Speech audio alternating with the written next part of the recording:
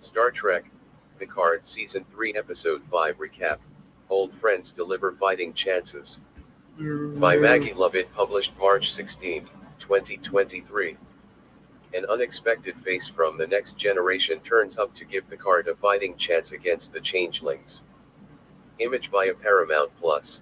With Vadic, Amanda Plummer, and the Shrike behind them, one might assume that Jean-Luc Picard, Patrick Stewart, and the crew of the USS Titan are finally on the path to safety in the 5th episode of Star Trek, Picard's final season.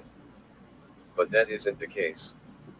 The full scale of the changelings plot begins to come into focus in the aptly titled Imposters, and no one could have predicted just how widespread the danger is both near and far. Watch next. The episode, directed by Dan Liu and written by Cindy Appel and Chris Derrick, opens quite serenely with the bridge crew of the Titan making preparations to get the starship back into working order after their near-death stint in the nebula.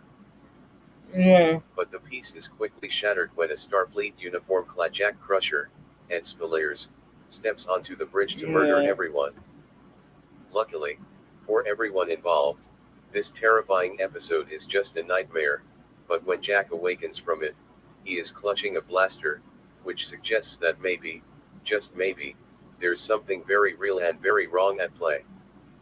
To his credit, Jack seems rightfully disturbed by the situation, but after 2 episodes of ominous red doors and creepy voices, Star Trek, Picard seems to be making a point that there's something larger at play here for Jack.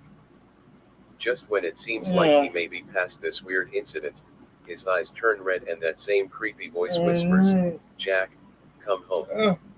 Elsewhere aboard the Titan, Picard, Riker, Jonathan Frakes, Seven, Jerry Ryan, and Captain Shaw, Todd Stashwick, convene to discuss the changeling situation aboard the ship. After Riker hands control back over to Shaw, Shaw reveals that he already took the liberty of contacting Starfleet to report everything that has happened, including their misdeeds. He asks Seven if she wants to face the music reinstated, and she doesn't even hesitate to ask to be reinstated. Picard vows to bear the brunt of the punishment since he was the one that orchestrated the whole takeover, and Shaw seems mightily pleased with the prospect that Picard might finally have to pay for his actions. Image by Paramount Plus. Star Trek, Picard Season 3 showrunner on getting an F-bomb into the series. Picard sets off to tell Beverly, Gates McFadden, and Jack that Starfleet are on their way to question the crew of the Titan, and Beverly is quick to point out that the situation with the changelings is far from over. After all, how did the changelings get on board the Titan weeks before Picard was even made aware of the situation that Beverly and Jack were facing on the fringes of Federation space?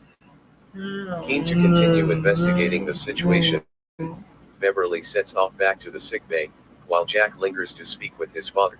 In the wake of this nightmare, Jack clearly seems nervous about anything to do with Starfleet, which makes Picard's suggestion that he should consider a life within Starfleet after the dust has settled even more alarming.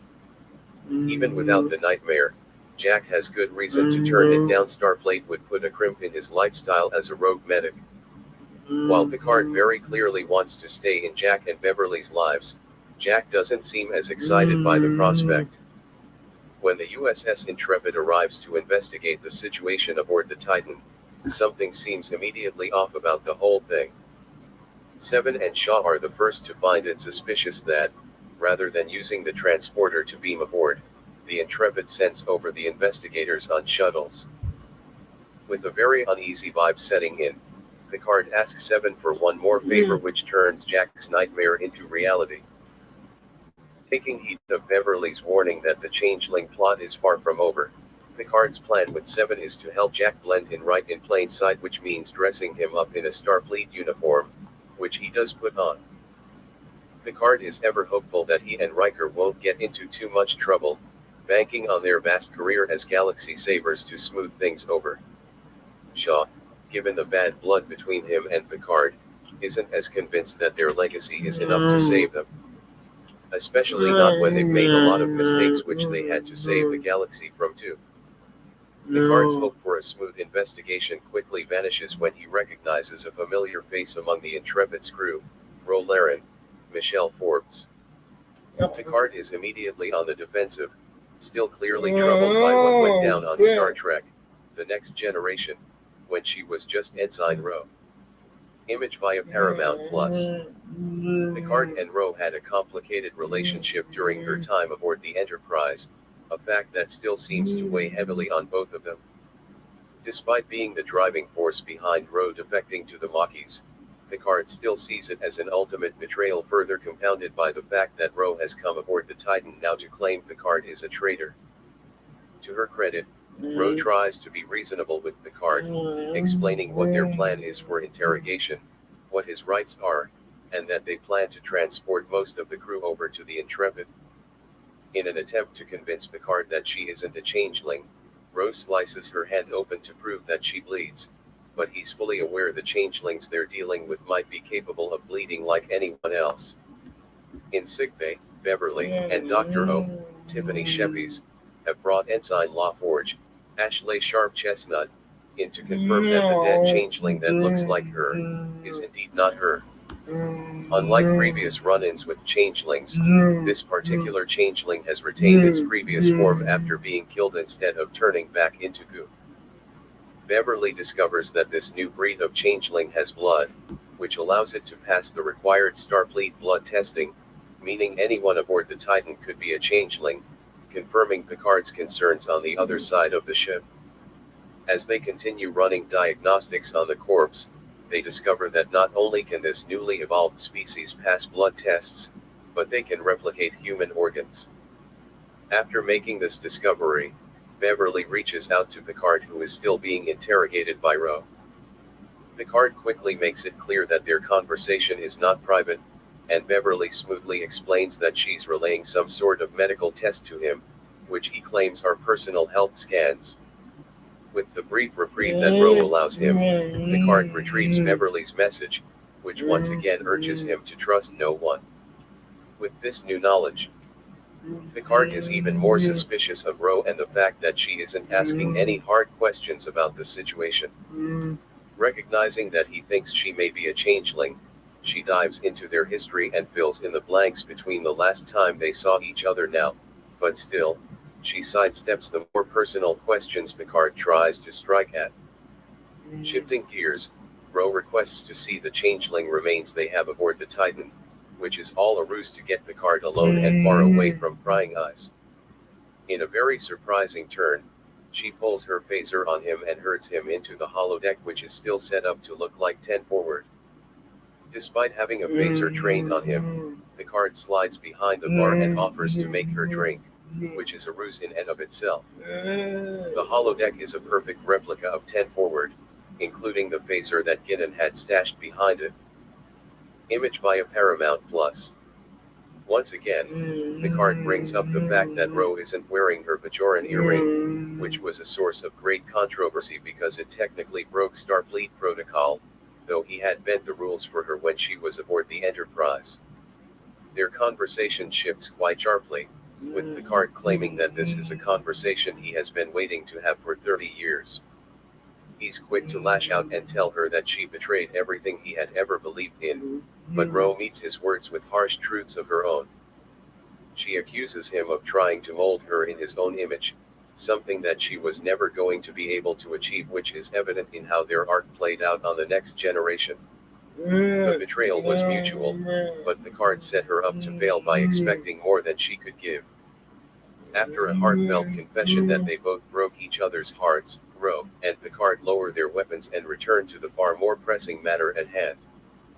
Locked away on the holodeck, far from suspicious ears, Ro admits that Starfleet has been compromised all the way to the highest levels and, despite everything that has happened between them, she asks Picard to trust her again. Ro goes on to explain that she has been investigating what appears to be a widespread changeling plot, though every time she gets close to finding answers she's locked out. For months there have been fleet-wide issues, which have been covered up, and she is convinced that something is going to happen on Frontier Day when all the fleets are present. Despite the grandeur of the event and the all-hands nature of it, she has found herself largely locked out of the planning, leading her to believe the changelings are behind it. She also tells Picard that she has been hearing Jack's name on intelligence chatter for months. Someone wants something from him, and it all seems connected. Speaking of Jack, he is doing a terrible job of keeping a low profile while a pair of security engineers from the Intrepid are prowling the ship looking for him. With most of the crew of the Titan being transported aboard the Intrepid, Jack finds himself in the transporter room fantasizing about killing the transporter officer. He is still hearing voices, though now the voice is saying, "Find me. Connect us. Do you hear me?" It's all very ominous stuff, especially with the glowing red eyes, and the unsettling desire to kill Starfleet officers. On the other side of the galaxy, Raffi, Michelle Hurd, and Worf, Michael Dorn, are training aboard La Sirena. Worf is still intent on figuring out what the changelings stole from Daystrom, but their investigation is coming up short for two very different reasons. Sneed was their only lead, and since Worf had to kill him to save Raffi's neck, they can't pursue that lead anymore. Also, Starfleet is continuing to deny them access when they try to investigate that avenue, leading them to believe that someone wants to keep them out. Worf deduces that their only remaining lead is a criminal by the name of Kryn who worked alongside Sneed. Image via Paramount Plus. When they arrive at District 6, they very quickly realize that something is amiss. Everyone is running and hiding and clearing out the streets. It would seem that after killing Sneed, everyone in the city fears them now. Raffi attempts to take advantage of the situation, shouting that they're looking for Sneed's associate Kryn, but it backfires quite a bit. Kryn does show up, and he's furious that they killed Sneed, who was essentially his brother even though he is a Vulcan and the latter was a Ferengi. Kryn swiftly sees through the little trap that Worf and Raffi set for him and takes them hostage, with the plan to force them to fight to the death. Leaning back on their training sequence from the top of the episode, Raffi and Worf reluctantly engage in combat, which leads to Raffi gaining the upper hand and stabbing Worf. In a heart-wrenching moment, Worf says the iconic line, "Today was a good day to die," and seemingly keels over dead. Luckily, Imposters doesn't make the audience wait too long to learn that they didn't actually kill off one of the most beloved characters in the franchise. But what's important is that Kryn believes that the Klingon is dead just long enough to be lulled into a false sense of security, allowing Worf to come through and kill everyone.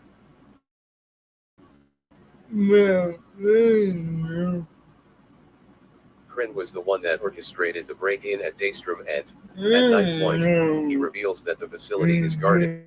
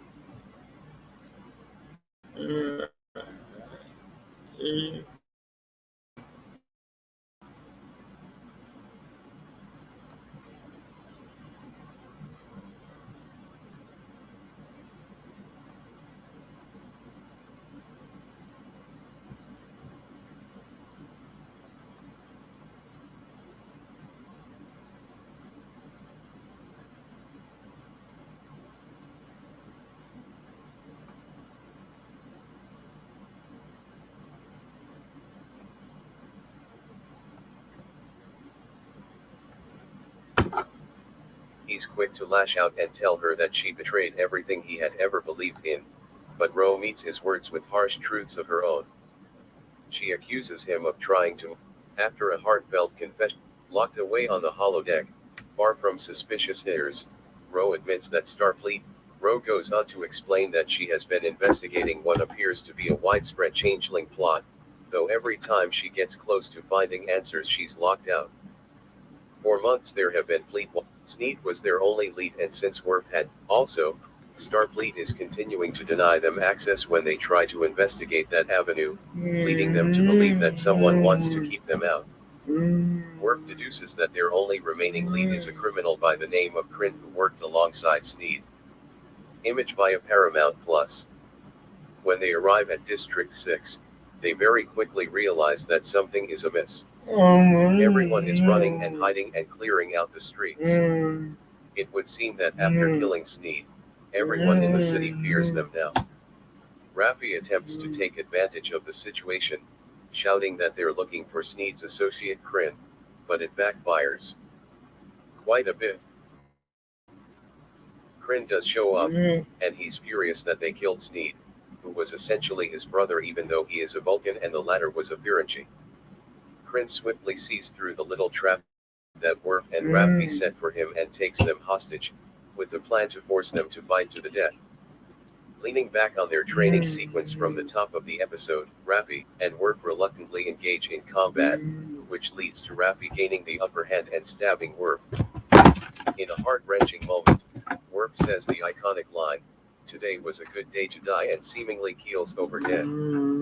Luckily, Imposters doesn't make the audience wait too long to learn that they didn't actually kill off one of the most beloved characters in the franchise. But what's important is that Kryn believes that the Klingon is dead just long enough to be lulled into a false sense of security, allowing Worf to come through and kill everyone. Kryn was the one that orchestrated the break-in at Daystrom, and, at knife point, he reveals that the facility is guarded by a flawed and illogical AI system. He happened to find a device that exploits its flaws, and without this device, no one else can get into Daystrom undetected. And, as any intelligent Vulcan would realize, he admits that providing them with the device would be the most logical course of action. On the Titan, things are starting to reach another crisis point. Ro informs Picard that her plan is to leave them with the skeleton crew of hopefully non-changeling crew members, and tells him that they are going to have to run. Before they part ways, in the midst of a tearful goodbye, Ro leaves Picard with the earring that has been such a hot topic throughout the episode. Befuddled, but recognizing the peril they are most likely in, Picard goes straight to Shaw to inform him that they're going to have to run away because things are so much worse than they could have imagined. Image via Paramount Plus. Aboard Ro's shuttle back to the Intrepid, she realizes that her two security engineers, the pair that has been looking for Jack on the Titan, have planted a bomb on the ship, and before she can stop them, or kill them, they beam back onto the Titan. Ro hails the Titan to tell them what happened, but she refuses Picard's desperate attempts to offer help because there's no time for her to defuse the bomb. Instead, Ro navigates the shuttle towards the Intrepid, crashing into it as the bombs go off. This, in her own words, is an attempt to give Picard a fighting chance. With part of the Intrepid smoldering in space, the starship turns on the Titan, and they quickly realize they are about to be framed for attacking another Starfleet vessel. Before anyone can get too carried away, Seven cautions them that they can't fire on the Intrepid because they will kill their crew members which were taken aboard it. Riker pleads with Shaw to trust them, just as he trusts what his own eyes have seen, and Shaw informs the remaining crew aboard the ship that Starfleet has been compromised. As this message is broadcast across the Titan, the pair of changeling security engineers finally track down Jack and are joined by another set of dubious Starfleet officers. Cornered, and seemingly about to be captured, Jack sees the eerie red door again and for lack of a better descriptor goes apeshit on the officers. With superhuman strength, he takes out all four of them, as if it were the easiest thing in the world. The door returns again and this time it doesn't seem like a far-off vision. This door appears to be right at the end of the corridor. But nearly as soon as it appears, it vanishes, leaving Jack to take in what he just did. While this encounter wasn't exactly what played out in his nightmare, it's awfully suspicious that he knew he would have to take out a handful of Starfleet officers' changelings, or otherwise. The Titan manages to jump to warp before the Intrepid can attack them, and now that things have settled down for a few minutes, Picard and Riker have a little heart-to-heart about Ro. Picard admits that he didn't realize just how much it would affect him to see her, and perhaps the subtext there is that he also didn't realize how much it would affect him to lose her too. Riker is sympathetic, as he has always been with the complex connection between Picard and Ro. What confuses Picard the most is that Ro left him with the earring, which Riker quickly recognizes for what it is, a smartly concealed data chip. As they look through all the information that Ro had collected over the past few months, they intercept an incoming transmission from Worf, who is both glad to see old friends, but concerned about Ro's absence. In sickbay, Shaw commends Jack for being able to take out 4 changelings all by himself, which might just be the first nice thing Shaw has said to Jack since he came on board. Beverly, however, recognizes that something is wrong with her son.